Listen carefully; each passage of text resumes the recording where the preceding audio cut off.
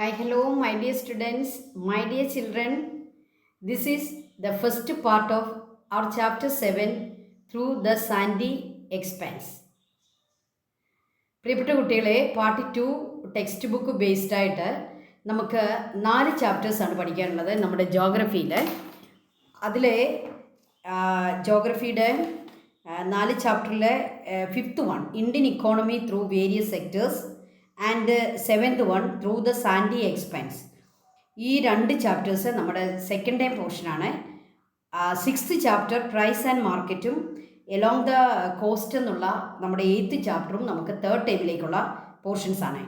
അപ്പോൾ നമ്മുടെ ക്രിസ്മസ് പരീക്ഷയ്ക്കുള്ള 7th chapter through the sandy expanse നമുക്കിപ്പോൾ പഠിച്ചു തുടങ്ങാം.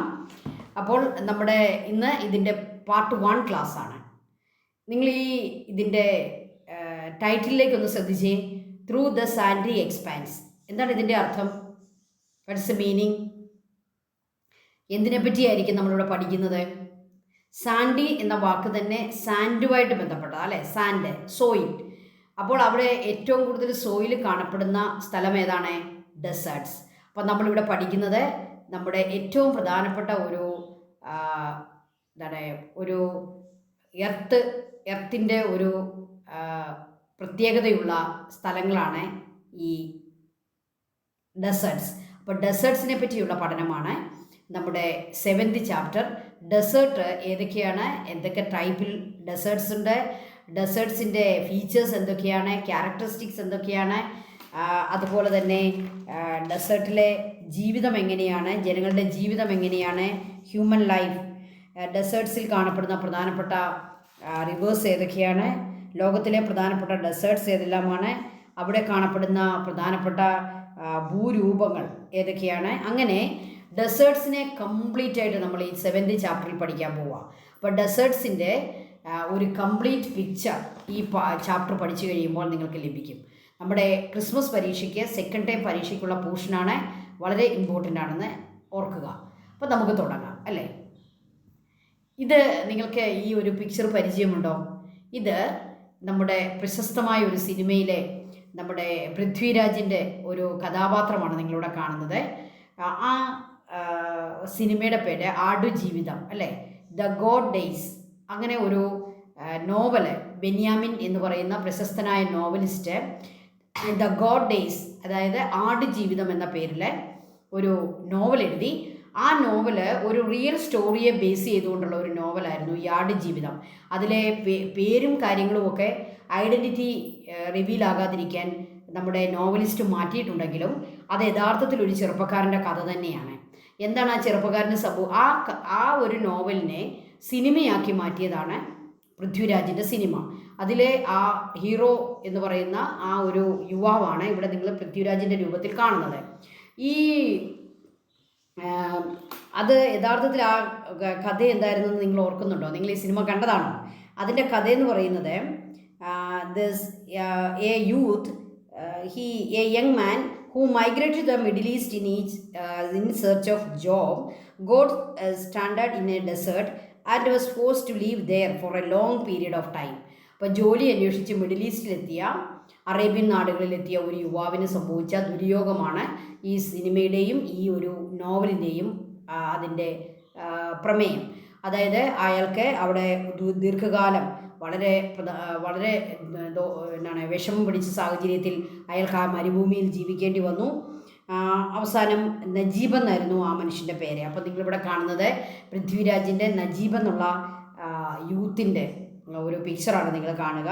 അതിനുവേണ്ടി പൃഥ്വിരാജ് വലിയ തൻ്റെ ശരീരമൊക്കെ അതിൻ്റെ പാകത്തിലേക്ക് വരുത്താൻ ഫാസ്റ്റിംഗ് ഒക്കെ എടുത്ത് അദ്ദേഹത്തിൻ്റെ വെയിറ്റ് കുറയ്ക്കുകയൊക്കെ ചെയ്തതിനെ പറ്റിയൊക്കെ നമ്മൾ വായിച്ചതാണ്. ഓക്കെ, അപ്പോൾ ഡെസേർട്ടിലെ ജീവിതം അല്ലേ, അവിടെ ആകെ ആ ഒരു യങ് മാനിനെ കാണാൻ പറ്റുന്നത് ഗോട്ടിനെ മാത്രം, അയാൾ പരിപാലിക്കുന്ന ആടുകളെ, ചെമ്മരിയാടുകളെ മാത്രമാണ് അയാൾക്ക് കാണാൻ പറ്റുക. അവിടെ അയാൾക്ക് അനുഭവപ്പെട്ട ആ ജീവിതത്തെ നമ്മുടെ നോവലിസ്റ്റ് കൊടുത്തിരിക്കുന്ന പേരാണ് ഗോഡ് ഡേയ്സ്, ആടുജീവിതം. ഓക്കെ, അപ്പോൾ നമ്മൾ ഡെസേർട്സിനെ പറ്റിയാണ് പഠിക്കുന്നതെന്ന് ഒരു ഇൻട്രഡക്ഷൻ, നമ്മൾ ആ പാഠത്തിലേക്ക് നമ്മളെ ഇൻട്രഡ്യൂസ് ചെയ്യാൻ വേണ്ടി തന്നിരിക്കുന്ന ഒരു കാര്യമെന്ന് മാത്രമേ ഉള്ളൂ. അല്ലാതെ വലിയ പ്രാധാന്യമൊന്നും അതിന് നിങ്ങൾ കൊടുക്കണ്ട. ഓക്കെ, അപ്പോൾ നമുക്ക് ഡെസേർട്ടിലേക്ക് കയറാം. Write the features of deserts that make them stand out from other parts of this world. നമുക്കറിയാം, നമ്മുടെ ഈ വേൾഡിലെ പല ടൈപ്പിലുള്ള ഭൂരൂപങ്ങളുണ്ട് അല്ലേ, ഭൂമിയുണ്ട്, പല ടൈപ്പുണ്ട്. പ്ലേറ്റോസ് ഉണ്ട്, മൗണ്ടൻസ് ഉണ്ട്, പ്ലെയിൻസ് ഉണ്ട്, ഡെസേർട്സ് ഉണ്ട്. അപ്പോൾ മറ്റു പാർട്സ് ഓഫ് ദ വേൾഡിൽ നിന്നും ഈ ഡെസേർട്സിനെ പ്രത്യേകമായിട്ട് വേർതിരിച്ച് നിർത്തുന്ന അതിൻ്റെ മാത്രം ഫീച്ചേഴ്സ് എന്തൊക്കെയാണ്? Write the features of deserts that make them stand out from other parts of this world. ഇപ്പോൾ ഒരു മൗണ്ടൻ ഏരിയയിൽ നിന്നും, ഒരു പ്ലേറ്റോയിൽ നിന്നും, ഒരു പ്ലെയിൻ ഏരിയയിൽ നിന്നും, ഒരു കോസ്റ്റൽ ഏരിയയിൽ നിന്നും ഒക്കെ വ്യത്യസ്തമായിട്ട് ഈ ഡെസേർട്ടിൽ എന്ത് പ്രത്യേകതകളാണുള്ളത്, എന്ത് ഫീച്ചേഴ്സാണുള്ളത്? Arid climate, first one. Scanty vegetation, second one. Very low rainfall, third one. Very high temperature in day time and very low temperature in night. ഈ ഡെസേർട്സുകളുടെ മാത്രം പ്രത്യേകതയാണ് high temperature in day time, very high temperature in day time, at the same time very low temperature at night. അപ്പം നൈറ്റിൽ temperature വളരെ law ആവുകയും day ടൈമിൽ temperature very ഹൈയിലേക്ക് വരികയും ചെയ്യുന്ന ആ ഒരു ഫീച്ചറുള്ള സ്ഥലങ്ങളാണ് ഡെസേർട്സ്. അതുപോലെ വെരി ലോ റെയിൻഫോൾ ആയിരിക്കും, 25 സെൻറ്റിമീറ്റർ ആൻഡ് ലോ. 25 സെൻറ്റിമീറ്ററിൽ ലോ ആയിരിക്കും റെയിൻഫോൾ. സ്കാൻറ്റി വെജിറ്റേഷൻ വളരെ കുറവായിരിക്കും. അതുപോലെ തന്നെ ആരിഡ് ക്ലൈമറ്റ് ആയിരിക്കും. ഈ പ്രത്യേകതയുള്ള ഫീച്ചേഴ്സുള്ള സ്ഥലങ്ങളെ മാത്രമേ നമുക്ക് എന്ത് പേര് വിളിക്കാൻ പറ്റുള്ളൂ? ഡെസേർട്സ്. അപ്പോൾ ഡെസേർട്ടിൻ്റെ പിക്ചറൊക്കെ ഒന്ന് കണ്ടേ. ഡെസേർട്ടിലെ ഏറ്റവും പ്രധാനപ്പെട്ട ആനിമലാണ് നിങ്ങൾ കാണുന്ന ക്യാമലാണ് അവിടുത്തെ പ്രധാനപ്പെട്ട നമ്മുടെ ട്രാൻസ്പോർട്ടേഷൻ ഉപയോഗിക്കുന്ന അവരുടെ വാഹനം അല്ലേ. മരുഭൂമിയിലെ കപ്പലെന്നൊക്കെയാണ് ഇത് അറിയപ്പെടുക. അതുപോലെ തന്നെ ഡെസേർട്ടിലെ സാൻഡ് കണ്ടോ, ഒരു പ്രത്യേക ഷേപ്പിലൊക്കെ കിടക്കുന്ന വിൻഡിൻ്റെ ആക്ഷൻ കൊണ്ട് സാൻഡ് പല ഷേപ്പിലൊക്കെ കാണപ്പെടാറുണ്ട്. ബർക്കൻസ് എന്നൊക്കെ അതിന് പറയും അല്ലേ, ബർക്കൻസ്. അത് ചന്ദ്രക്കലയുടെ ആകൃതിയിലും, അതുപോലെ തന്നെ സാൻഡ് ഡ്യൂൺസ്, സാൻഡ് ഇങ്ങനെ മലകളായിട്ടും ബർക്കൻസ് പോലെയും ഒക്കെ കാണപ്പെടുന്നു. അതുപോലെ മരുഭൂമിയിലെ മറ്റൊരു ദൃശ്യം നിങ്ങൾക്ക് അവിടെ കാണാം. ചില ആനിമൽസും ചില ട്രീസും ഒക്കെ അവിടെ കാണാനായിട്ട് പറ്റും. ഓക്കെ, അപ്പോൾ ഇതാണ് ഒരു മരുഭൂമിയിലെ ഒരു ടിപ്പിക്കൽ കാഴ്ച. Okay, then what are deserts? Which are the 2 types of deserts? Deserts are generally the places that receive an annual rainfall of less than 25 centimeter. ഒരു ആനിമൽ റെയിൻഫോൾ 25 സെൻറ്റിമീറ്ററിലും ലെസ് ആണെങ്കിൽ അങ്ങനെയുള്ള സ്ഥലങ്ങളെ ജനറലി നമുക്ക് ഡെസേർട്സ് എന്ന് വിളിക്കാം. There are 2 types of deserts, cold deserts and hot deserts. 2 type deserts ആണുള്ളത്, cold deserts and hot deserts. പേര് സൂചിപ്പിക്കുന്ന പോലെ തന്നെ കോൾഡ് ഡെസേർട്സും ഹോട്ട് ഡെസേർട്സും, കോൾഡുള്ള സ്ഥലങ്ങളിലാണ് കോൾഡ് ഡെസേർട്സ് അല്ലേ. നമ്മുടെ പോളാർ ഏരിയയിലും അതുപോലെ വളരെ കോൾഡായിട്ടുള്ള ഏരിയയിലാണ് കോൾഡ് ഡെസേർട്സ് കാണപ്പെടുക. ഹോട്ട് ഏരിയകളിലാണ് ഹോട്ട് ഡെസേർട്സ് കാണപ്പെടുക. അങ്ങനെ 2 ടൈപ്പ് ഡെസേർട്സ് ഉണ്ട്. Annual rainfall less than 25 centimeter is the general characteristics of deserts. നമുക്ക് 2 ടൈപ്പ് ഡെസേർട്സിനെ, ഈ ഡെസേർട്ട് എന്നുള്ള വേർഡ് എങ്ങനെ വന്നു എന്ന് കണ്ടേ. The word desert is derived from the Latin word desertum meaning abandoned place, കൊള്ളുകയില്ലാത്ത സ്ഥലം എന്നാണ് അതിൻ്റെ അർത്ഥം. അബാൻഡൻഡ് പ്ലേസ്, ഡെസേർട്ടോ എന്നുള്ള ലാറ്റിൻ വേർഡിൽ നിന്നാണ് ഡെസേർട്ട് എന്നുള്ള വാക്കുണ്ടായി. വേസ്റ്റ് ലാൻഡ് എന്നാണ് അതിൻ്റെ അർത്ഥം, അബാൻഡൻഡ് പ്ലേസ്.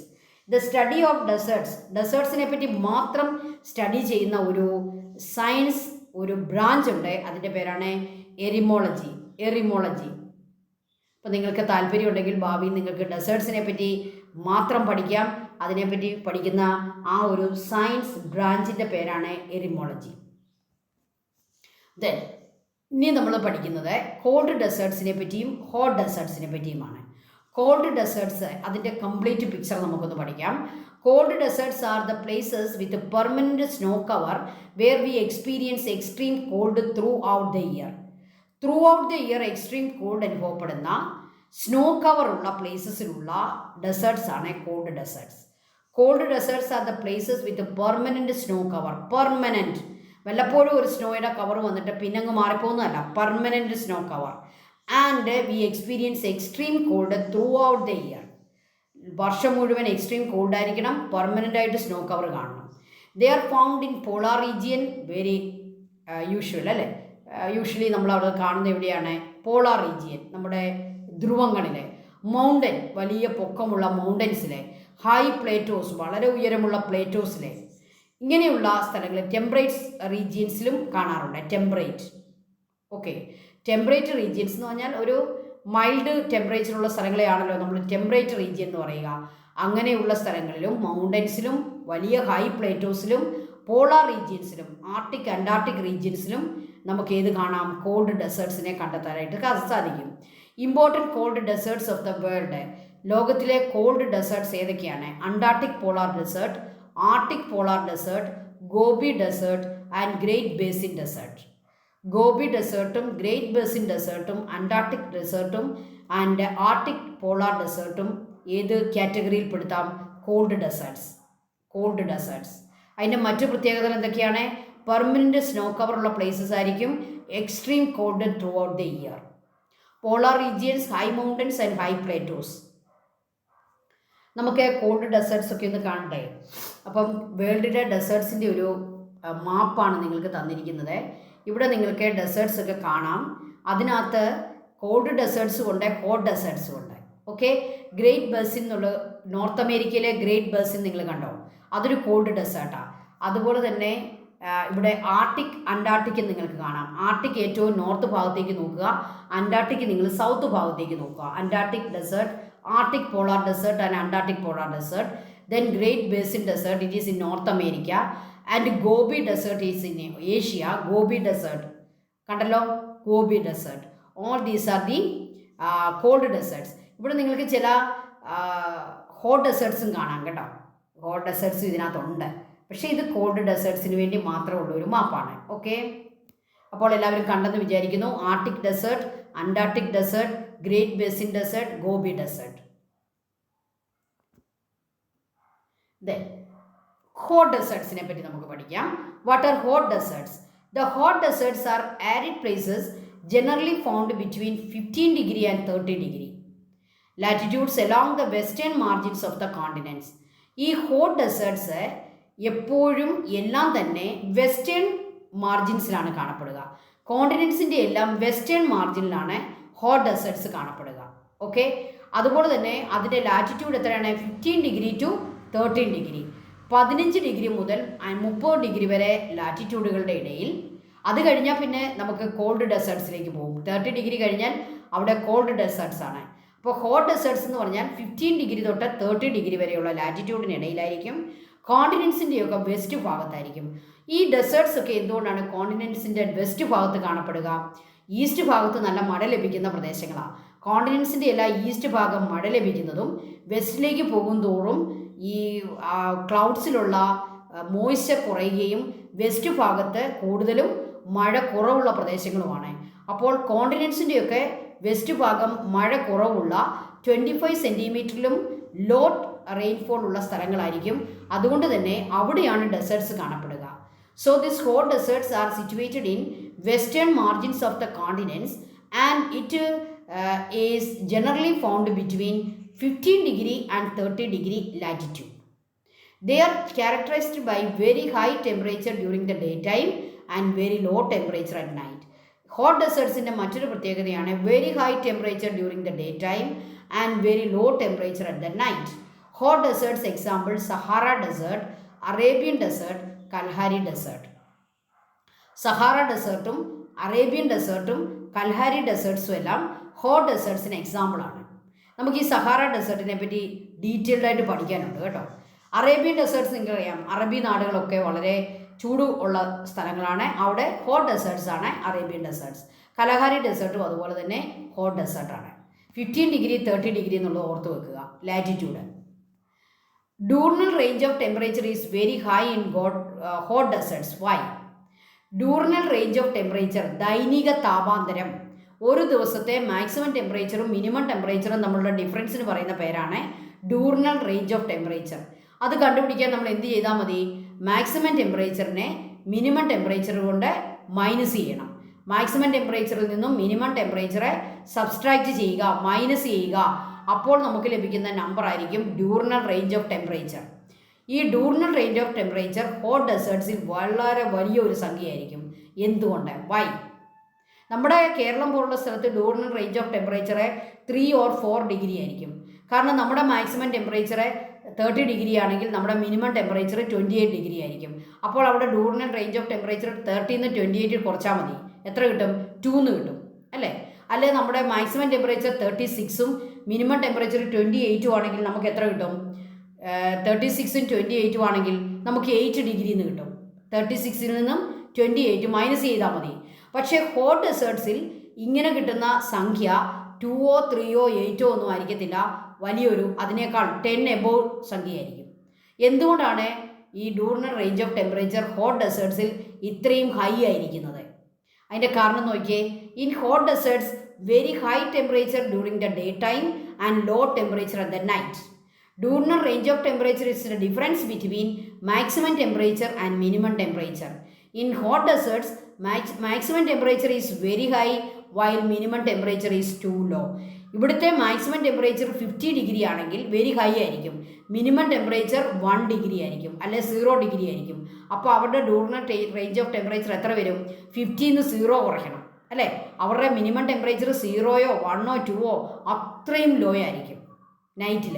അപ്പോൾ 50 ഡിഗ്രി ഹൈ ടെമ്പറേച്ചർ ഡേ ടൈമിലും 0 ഡിഗ്രി ലോ ടെമ്പറേച്ചർ നൈറ്റിലും ആകുമ്പോൾ അത് നമ്മളുടെ ഡിഫറൻസ് എത്ര വരും?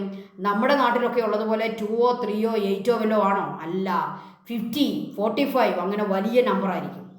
So because maximum temperature is very high and minimum temperature is too low. So the difference between maximum temperature and minimum temperature is a high or a huge number. It's a huge number, big number. So diurnal range of temperature is very high in hot deserts. അതുകൊണ്ട് diurnal range of temperature hot desertsൽ high ആയിരിക്കും, വലിയൊരു number ആയിരിക്കും. നിങ്ങൾക്ക് clear അല്ലേ? Okay, thank you children. അപ്പോൾ ഈ ഏഴാമത്തെ ചാപ്റ്ററിൻ്റെ ഡെസേർട്സിനെ പറ്റിയുള്ള നമ്മുടെ പഠനത്തിൻ്റെ ഇൻട്രഡക്ഷൻ ആയിരുന്നു നമ്മളിപ്പോൾ നടത്തിയത്. ഡെസേർട്ട് എന്താണെന്നും 2 ടൈപ്പ് ഡെസേർട്ട് ഏതൊക്കെയാണെന്നും അതിൻ്റെ എക്സാമ്പിളും നമ്മൾ പഠിച്ചു കഴിഞ്ഞു.